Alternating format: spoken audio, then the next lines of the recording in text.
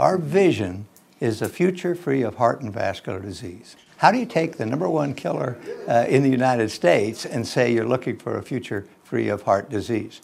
There is only one way, and that way is via the academic pillars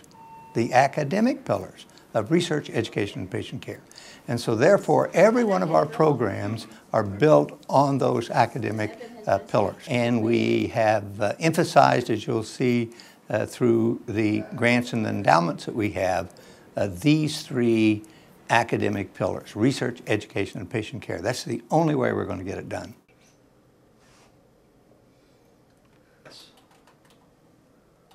And then there was a time when those of us in academic, we could see patients about half the time and make enough money to be full-time academics, spend some time doing research, teaching, and education, and still make a decent living. That has continued to change. When we opened this medical school, I came here in '69, we opened this hospital in '71, we had state support for 3 full-time individuals. Full support. I got $20,000 a year. That was full support at that time. Since that time, the amount of state support has not gone up much. And we have got a huge number of cardiologists. So the amount of state support we have right now really doesn't even pay our malpractice insurance. Therefore, the only way an academic institution is going to survive, the only way we have become successful, is through endowments. And what the endowments do is the interest from the endowment comes to the person who has the endowed chair, and that buys them academic or research time. So without that support, I'll be glad to show you in detail each one of the endowments that we have and what they're doing. We would be absolutely mediocre rather than one of the top cardiovascular institutes in the country. Well, as I said, the Sarver Heart Center without endowments would be very mediocre. But thanks to the endowments, we have done extremely well. And let's start with our very first endowment. This is the Leonard C. Pfeiffer Chair of Cardiovascular Medicine. And this, the first holder of this was Dr. Gene Morkan. And we recruited him from a high-power school on the East Coast to come out to the University of Arizona when we were just a small school. The second chair was the Flynn Foundation American Heart Association Chair in Electrophysiology. And this was developed mainly by Dr. Marcus when he was Chief of Cardiology here. In that time, electrophysiology was just a sort of a dream. I thought that we really needed a specialist in this area. The next chair is the Alan Hudson and Helen Levis Endowed Chair in Cardiovascular Imaging. And with this chair, I was able to recruit Dr. Vince Sorrell, who was Chief of Cardiology in one of the schools back east, but he is one of the world's most accomplished imagers. Not only does 2D, but 3D echocardiography.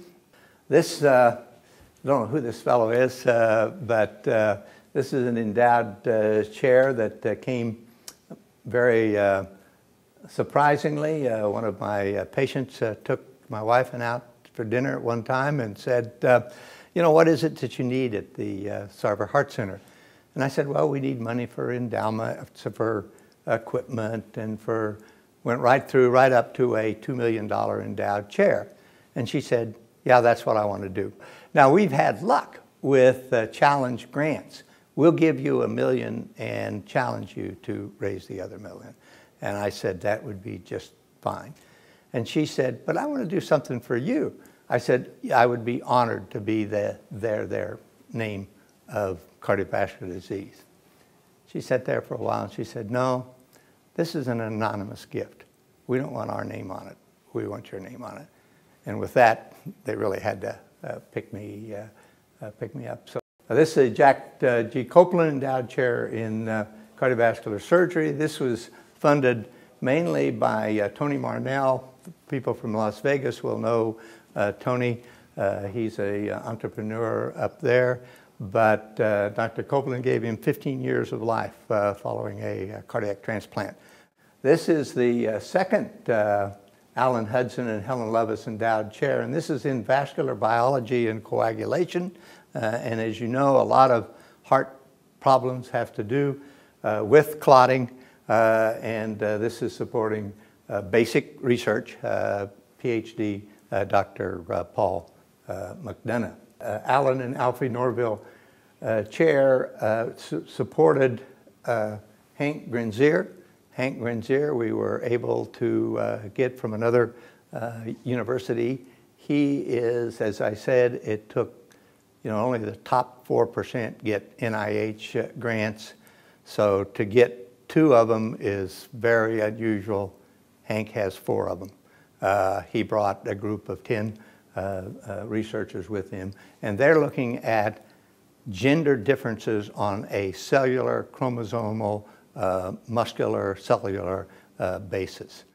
This is the Thomas and Sabina Sullivan Senior Endowed Chair for the Prevention and Treatment of Heart Failure. Again, in our heart failure program, heart failure is really like the tip of an iceberg, and the tip of the iceberg are those group of people that aren't going to live another day if you don't do something like heart transplant or artificial heart. Well, that part was well in plan, but there's a whole group of people who have heart failure that can get better with therapy, or they can prevent it with therapy. So Dr. Mark Friedman is the recipient of that chair, and he is will be full-time here starting soon. The final chair that we have here is Dr. Peter Ott, who's an electrophysiologist, and this was Bill Griffin. And Bill Griffin, again, was a grateful patient, and he wanted to do something to help Peter, and of course this endowment gives him a chance to do more academic things. This is what sets the Sarver Heart Center apart from so many others, because without these endowments, we would just be another group of doctors working away.